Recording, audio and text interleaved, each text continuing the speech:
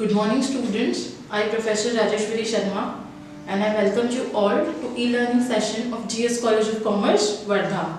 So, in a previous lecture, we have started with the last chapter of our second unit, that is infrastructure and transport system in India, and we have dealt with meaning of infrastructure, the classification of infrastructure, then the importance of infrastructure. Today we are going to start with the transport system in India.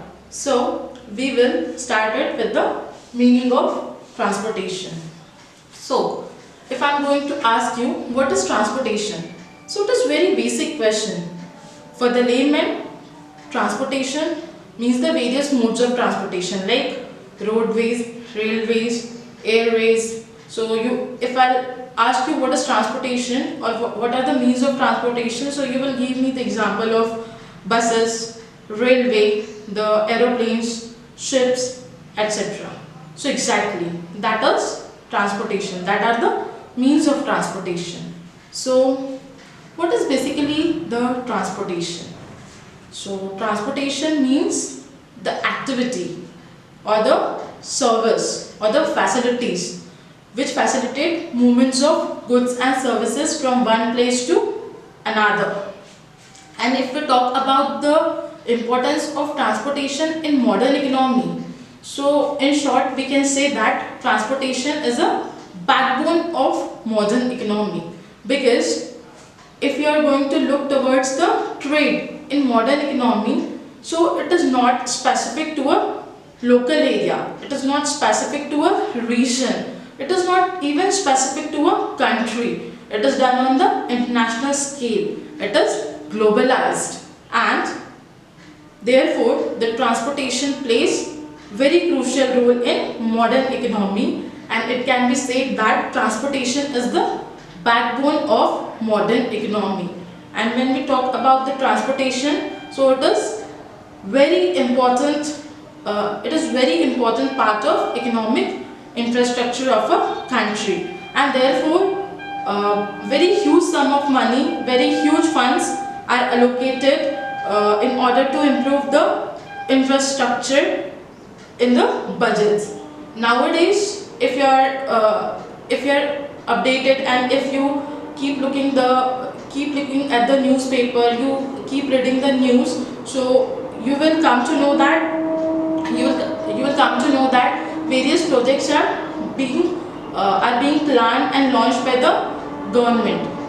As recent one is Bharatmala project. So what is Bharatmala project? Bharatmala project is a project which is launched by NHAI, that is National Highways Authority of India, and it aims to develop 65,000 kilometers of national highways so that connectivity can be improved, so that areas can be connected to each other for facilitating the exchange of goods and services, for facilitating the transport facilities. You must have heard about the Sagarmala project. As the name indicates, it is related with the waterways. So this project is related with the waterways, and when we talk about the Sagarmala project, so it is one of the project which aims to provide infrastructure to transport goods by way of using ports in a quick and the cost efficient manner. So these are the various projects on which the funds are being allocated by the government of India in order to facilitate improvement in the transport facilities, as it plays very crucial role and it is the backbone of modern economy. So now we will see the definition of transport.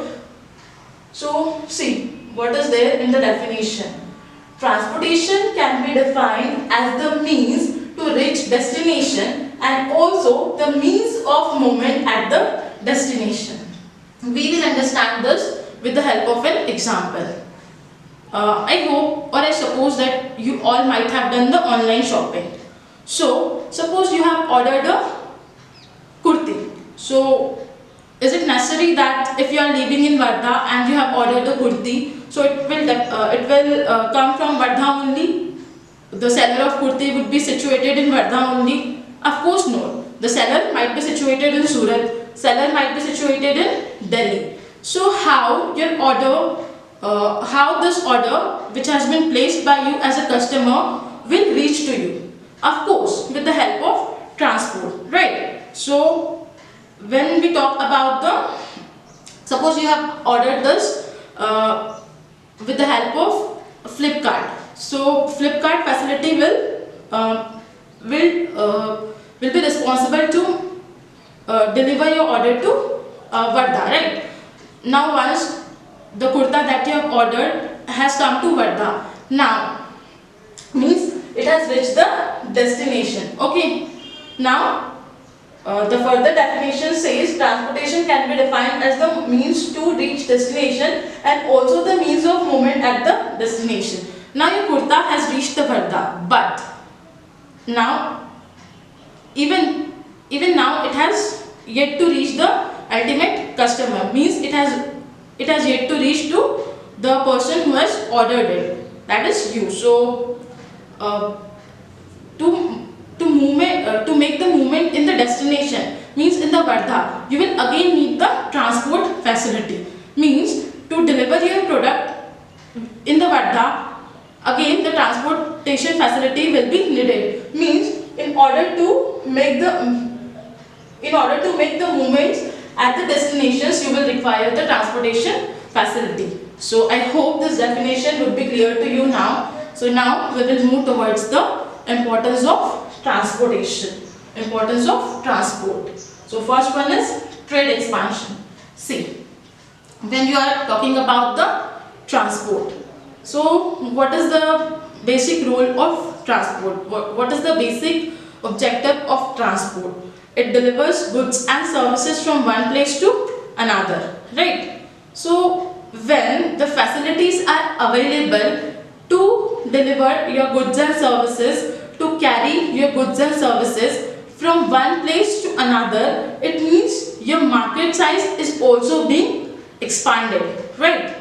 When your market size is being expanded, so you are having opportunity to grab larger market share, you are having opportunity to capture more and more market. So in this way your trade is being expanded. So therefore it can be said that transport leads to the trade expansion.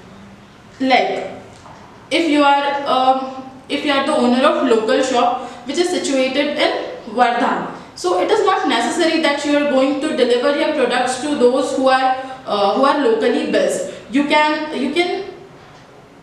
send it to another district, another region, another state, right, by the way of transport. So therefore your customer can be based in another district, another region, another state, right? So therefore the transport leads to the trade expansion by enlarging the market size for the businesses. The next one is rapid industrialization. When we talk about the industrialization, so for manufacturing the products, right, we need many factors of production like raw material, machineries, laborers, etc. So this, with the availability of transportation facilities, it becomes easy to acquire raw material for your production process. It becomes easy to acquire the capital goods like machinery for your production process. So there can be the rapid industrialization. Like your factory has been situated in Mihan, and you need and for production of particular commodity or for production of particular goods, you need some machinery which you have to import from Japan. So how it will become possible? It will become possible with the help of transport facilities. That machinery would be imported by you with the help of transport facility, right? Without transport facility, it would have not been possible for the businesses to import the capital goods or import the raw materials from another places in order to make enhancement in the process. So therefore we can say that the transportation is proven to be very helpful in making rapid industrialization and industrial growth. The next one is network of trade. See, when we talk about the network of trade, so as I've told you, in modern economy, trade is not specific up to a particular area, particular region or particular country. It is done on international level. It is the era of globalization where everything is globalized. Trade is also globalized. So, with the help of transportation facilities, with the help of improvement in the transport facilities, the goods and the services can be transferred from one place to another with the help of ports, with the help of airways, with the help of railways, etc. So in this way, it improves the connectivity and it strengthens the network of trade. The next one is place utility. We will understand this with the help of an example. Suppose a farmer lives in a village. Okay, now he has cultivated the crops. There is bumper stock of crops. Okay, and now what he has cut the crop and then it has been kept in the godown.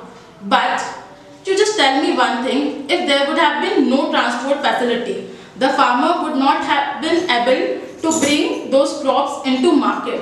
So could it have been sold? Of course not. Would the people make demand for it? Of course not. Could the farmer gain marketplace to sell his product?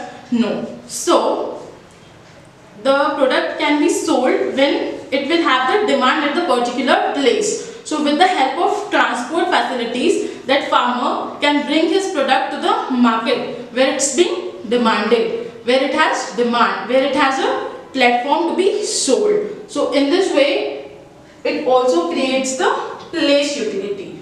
So transportation is important in creating place utility. The next one is overcoming scarcity. So for understanding this point, we can take very recent example. In last week or in last month, you might have seen that the prices of the potato and onions were rising. Why it was rising? It was rising due to demand and supply gap. It was rising due to demand and supply gap. Demand was the product was more, but the supply of those products were constant, or it was declining, and therefore their prices were rising. But in order to stabilize their prices, in order to control their prices, the onions and the potatoes has been imported from different countries like Turkey, Egypt, Afghanistan, etc. So how it has been imported? Of course, by way of using the transport facilities, right? So in this way, transport facilities helps us to create place utility and overcome the scarcity of the goods and services, right? So this way, it is also helpful in overcoming scarcity. The next one is reduces regional imbalances. See, regional imbalances means the disparities in the various regions, the disparities in the various areas. Some areas or some regions are developed, some areas and some regions are undeveloped. So these are called as regional imbalances or regional imbalances. So when we talk about the transportation facility, so transportation facility helps to move resources from one area to another area, so that development can be brought in both the areas at par, right? So in this way, transportation facilities helps to reduce regional imbalances. The next one is tourism development. See, when we talk about the tourism development, so good transport facilities also creates many opportunities for tourism development. For understanding this, we can take the example of the places like Kedarnath, Badrinath, Vaishno Devi, etc. Earlier, going at those places used to be very difficult task, but nowadays, with the availability of the modern means of transport, it has become easy to access those places, and because of this, the tourism opportunity for the tourism sector has been increased there. The employment has been generated in those in this tourism sector over there. So it is also leading to the development of those areas. It is creating the tourism development in those areas. So in this way, transport plays very crucial role in the growth and the development of the economy, and it is considered as the backbone of modern economy. So in tomorrow's lecture, we are going to see the various means of transport and their advantages and disadvantages. Till then, stay safe, keep studying. Thank you.